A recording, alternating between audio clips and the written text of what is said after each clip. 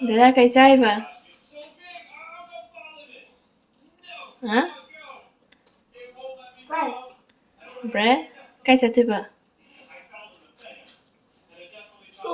School da. School jatore ye dada. Ready loigre. See? Kay thajabi sing. Thajabi hi. Kati kati. Kati kati. Thajabi.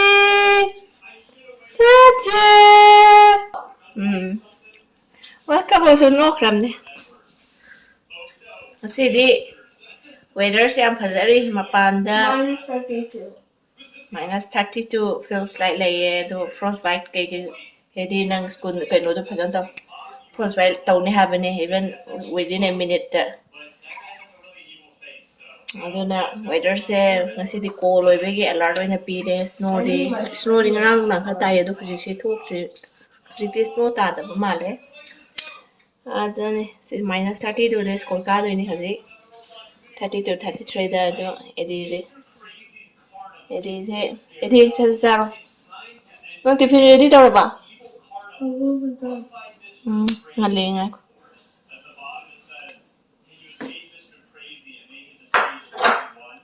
Taja Taja no da na Where? Taja yeah Yeah. okay Yeah.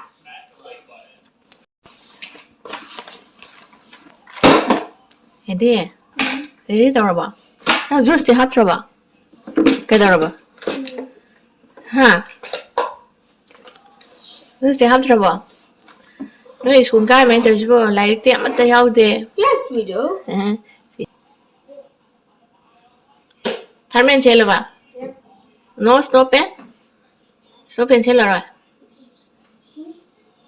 okay Nasi date kaya no hayro dana Friday, February 3rd, 2023.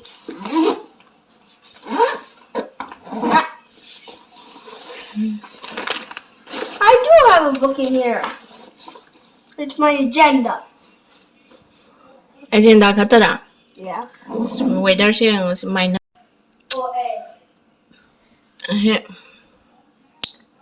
Sipong ni pa makay mga pantadri -27 feels light. Sin.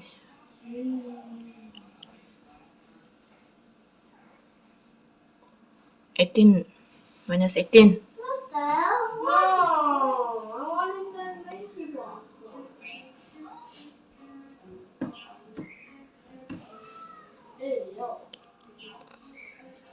Hello guys Hello. Taja chay edi ka ching kapiyo kay no da lepa ado may nate ka ching kapiyo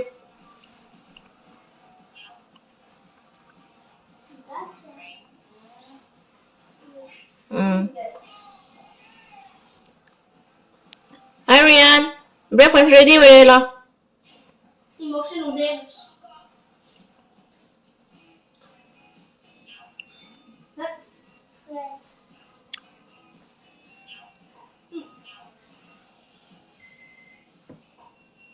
nga Oh my god. kay chade ba hello tawon ta Mangas. mangas ay kay no I don't know. si ay di lao I want to take baby with me. na backpack to hamsa la bugol I think baby. asna daw lang I have babies.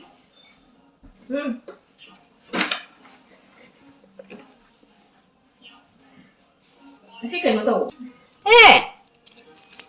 Taje! Later maka. Kasi kayo daw ba si Mai di court ka ba? Ngang later misa. Yeah. Yeah. Kayo daw rin ma.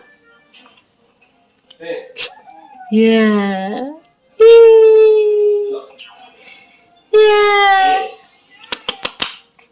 Yeah. Yeah. Muka, dala sidam telepege. Bye bye. Ngasi si yam ingi weather se ingwe ngasi di call alert laye do snow di ngarang nungdang wairang kitang taye do yam de ta gidre. Asi no matuto ene. Hi. Kaya do. Chichi khalo. ꯑꯗꯣ ꯑꯩꯗꯤ ꯁꯦ ꯁꯥꯏ ꯃꯥꯗꯤ ꯃꯇꯣꯝꯇꯕꯨꯗꯤ ꯆꯠꯆꯔꯦ ꯑꯗꯣ ꯁꯤ ꯑꯩ ꯃꯇꯦꯛ ꯑꯃꯇꯪꯗꯤ ꯂꯦꯞꯄꯤꯒꯦ ꯇꯧꯕꯅꯦ ꯑꯗꯣ ꯃꯥ ꯑꯗꯨꯝ ꯆꯠꯈ꯭ꯔꯅꯤ ꯃꯇꯣꯝꯇ ꯃꯔꯣꯟꯅꯦ ꯁꯦꯠꯂꯤꯁꯦ ꯗ꯭ꯔꯦꯁꯁꯦ ꯀꯩꯅꯣ ꯇꯧꯔꯦ ꯁ꯭ꯅꯣ ꯄꯦꯟꯗꯤ ꯁꯦꯠꯂꯨ ꯌꯥꯗ꯭ꯔꯦ ꯃꯥꯁꯦ ꯂꯧꯊꯣꯛ ꯂꯧꯁꯤꯟꯗ ꯈꯔ ꯄ꯭ꯔꯣꯕ꯭ꯂꯦꯝ ꯑꯣꯏꯔ ꯃꯥꯜꯂꯦ ꯑꯗꯨꯅ ꯃꯅꯨꯡꯗ ꯊꯔꯃꯦꯟ ꯑꯣꯏꯅ ꯁꯦꯠꯀꯦꯅ ꯊꯔꯃꯦꯟ ꯑꯣꯏꯅ ꯁꯦꯠꯂꯦ ꯏꯪꯉꯦ ꯌꯥꯝꯅ ꯑꯗꯣ ꯃꯈꯣꯏ ꯁꯤꯗ ꯁ꯭ꯀꯨꯜ ꯀꯥꯔꯤꯁꯤꯗꯤ ꯁ꯭ꯀꯨꯜ ꯕꯦꯒꯁꯤ ꯂꯥꯏꯔꯤꯛ ꯑꯝꯇ ꯌꯥꯎꯗꯦ I do. ꯑꯦꯖꯦꯟꯗꯥ ꯈꯛꯇꯅꯦ ꯑꯩꯗꯤ ꯅꯪ ꯑꯗꯨꯗꯤ So it's a book still. ꯑꯗꯨꯅ It's ꯂꯥꯏꯔꯤꯛ something you ꯈꯨꯇꯝꯁꯦ have. ꯌꯥꯝ ꯈꯦꯠꯅꯩ ꯍꯥꯏꯇꯥꯔꯦ ꯑꯗꯨꯒꯤ It's something you can write in. ꯑꯗ ꯑꯗꯨꯒꯤ ꯃꯇꯥꯡꯗ ꯅꯣꯡꯃ ꯕ꯭ꯂꯣꯛ ꯑꯃ ꯁꯦꯝꯖꯔꯛꯀꯦ ꯃꯈꯣꯏꯁꯤꯒꯤ ꯂꯥꯏꯔꯤꯛ ꯈꯨꯇꯝꯁꯤꯒꯤ ꯃꯇꯥꯡꯗ ꯑꯗ ꯈꯪꯗꯦ ꯑꯩꯈꯣꯏꯒꯤ ꯌꯥꯗꯅ ꯕꯦꯛꯁꯤꯗ ꯑꯉꯥꯡꯒꯤ ꯄꯨꯔꯥ ꯍꯦꯚꯤ ꯑꯣꯏꯗꯅ ꯕꯣꯏꯅꯦ ꯅꯣꯠꯕꯨꯛ ꯁ꯭ꯀꯨꯜꯒꯤ ꯂꯥꯏꯔꯤꯛ ꯃꯌꯥꯝꯗꯣ ꯇꯧꯕ ꯃꯌꯥꯝꯗꯣ ꯁꯤꯗꯗꯤ ꯃꯣꯏꯗꯤ ꯇꯤꯐꯤꯟ ꯕꯣꯛꯁ ꯈꯛꯇꯅꯦ ꯍꯥꯞꯄꯒ ꯆꯠꯂꯤꯁꯦ ꯑꯗꯨꯒ ꯑꯦꯖꯦꯟꯗꯥ ꯑꯃꯒ ꯂꯣꯏꯔꯕꯩꯗꯤ Almost.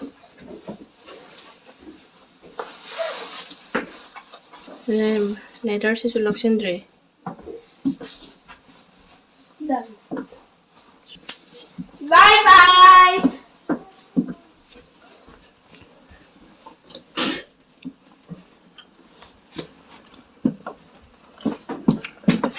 tꯧꯔꯤꯁꯦ ꯉꯥꯏꯈꯣꯏꯗꯤ How about gloves? Today? My Yeah. I don't need ꯅꯨꯡꯁꯥꯗꯤ ꯁꯥꯔꯤꯁꯤ ꯌꯦꯡꯕꯗ ꯅꯨꯡꯁꯥꯗꯤ ꯁꯥꯕ ꯑꯗꯣ ꯏꯪꯕꯗꯤ ꯈꯨꯏꯪꯉꯝꯅꯦ ꯁꯤꯗꯤ ꯁ꯭ꯅꯣꯁꯤ ꯉꯔꯥꯡ ꯅꯨꯡꯗꯥꯡ ꯋꯥꯏꯔꯝ ꯇꯥꯔꯝꯕꯩꯅꯤ ꯄꯩꯔ ꯂꯩ ꯃꯌꯥꯝꯁꯤ ꯁꯤꯁꯦ ꯁꯦꯡꯗꯣꯛꯄꯒꯤ ꯑꯩꯈꯣꯏꯁꯨ ꯇꯪꯈꯥꯏ ꯑꯃ ꯁꯦꯡꯗꯣꯛꯑꯦ ꯇꯪꯈꯥꯏꯗꯤ ꯉꯝꯗꯦ ꯑꯗꯨꯅ ꯒꯥꯔꯕꯦꯖ ꯁꯤ ꯄꯨꯕꯅꯤ ꯒꯥꯔꯕꯦꯖ ꯂꯩ ꯂꯥꯏꯉꯥꯏ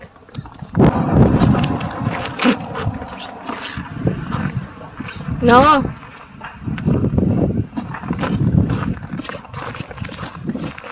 ꯁ꯭ꯄ꯭ꯔꯤꯡꯁꯦ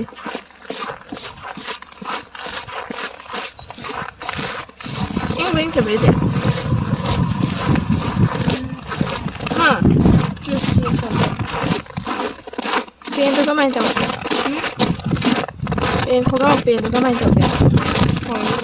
ꯍꯥ It's fine. ꯐꯥꯏ But a little bit cold. ꯑꯁꯤꯗꯣ ꯀꯩꯅꯣꯁꯤ ꯆꯤꯡꯈꯠꯂꯣ ꯁꯤ ꯏꯪꯉꯔꯅꯤ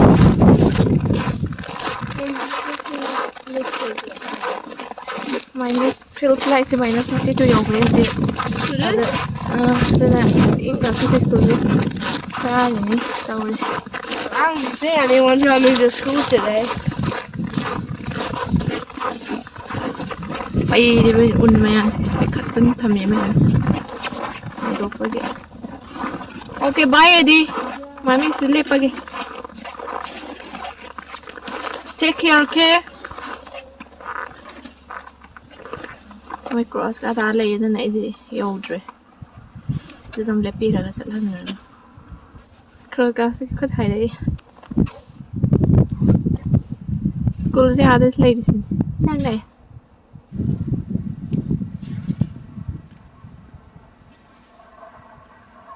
ꯀ꯭ꯔꯣꯁ ꯇꯧꯕꯤꯈ꯭ꯔꯦ ꯃꯥꯅ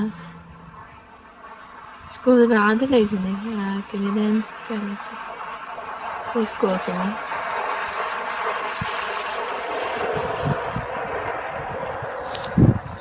ꯀ꯭ꯔꯣꯁ ꯇꯧꯈ꯭ꯔꯦ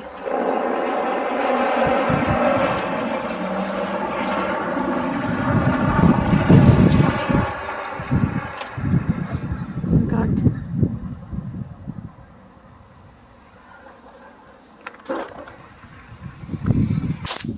Sila nga nga itong tasulay. Snow ma'ams.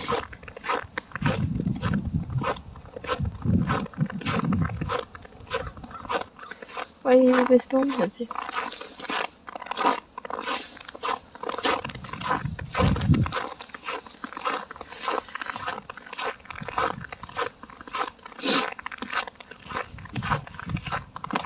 Sumainane sida school minus 30 legs or 40 legs to kaino to snow go bayamne heavy kaino tawragadi school se shooting marakta shooting hadokpa yawe aduga ingbagidi thadre ngasidi ingbanena shooting di thadre sini sumainane khoina Canada da leisi yingbadadi yamna nungaiba manba ado awabasu kayani leinarisi Sinabu canadagipunsi haini Thasabi Rian Bibi Kapra Hey Bibi si shouting mama lida Kapra Ha Yeah Kapra Ha Wanga nimbra Wai chase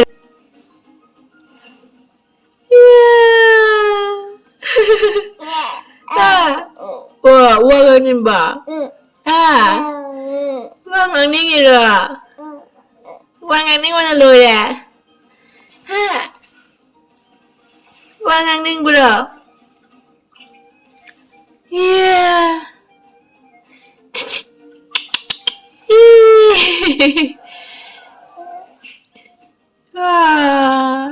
Wang ang ning ba? Wang ang ning bro. Hiccup? Wang ang ning bro. Yeah. Wang ang ning bro. Oh. Hi. Bye-bye. Wang ang ning iba. Kachi-kachi. Kachi-kachi. Okay? Bye-bye. Bye. Yeah, bye. Uya nang nakadiba? Breakfast after ba? Ba? Okay, sige di side ro sinjarage. Di chakre. Do moi di school chapasi kaino tawde. Diagram ta haptre. Kaino tawre school da moi gi paper print out tawra piraga moi kaino tawhole. Science English or adagi music class gym noina kaino tawhole haitare activities e. Knowledge oina yamman tawe mo koi sini Lairik kutom kara khenai koi India Manipur ga singa koi sagi lama mo sa like tamisiga adana tiffin box ta haba gane koina agenda ina no mai henge ngai tawni habagi adugi agenda book to ga tani haba chadise yam thina khenare Lairik tamba mo siti khara yam khala ga di mo khara changes lakadra je phau yoina di khara dumain tawri haitare answer tawris okay Rian jadi inge as papande ho jang atas mai phone para ga de padu chingsile ngamdre doga mai chang sile am inge sini pai play lai de inge nam pa thok tap su ya de tawri se thok tab yam thok padi na ti thok tab ya da matang sitani khoi thoi se aduna gari na sidani gari heater tharaga room da leire heater da mapanda adagi store kari kari sun oil heater everything se sidani heater hatane changai se winter se bus ta so heater thari ni aduna heater sine sidani everything se ing bane heater se adagi dona ising asaba se ayimbaga asabaga ani mangne do koina sijeningba warm da normal da dagi ayingba da sijinage haba se ising asaba sima sahi chupaki tara dum leire haitare sin mafom gi matungina lekhong gi matungina khenai ase di koi Manipur chatning de India chatning de kai gino hanga sai haiga de mo weather se khara mo se aying mo se khara de hinar azat Rian breakfast saga dare dada do kai chakra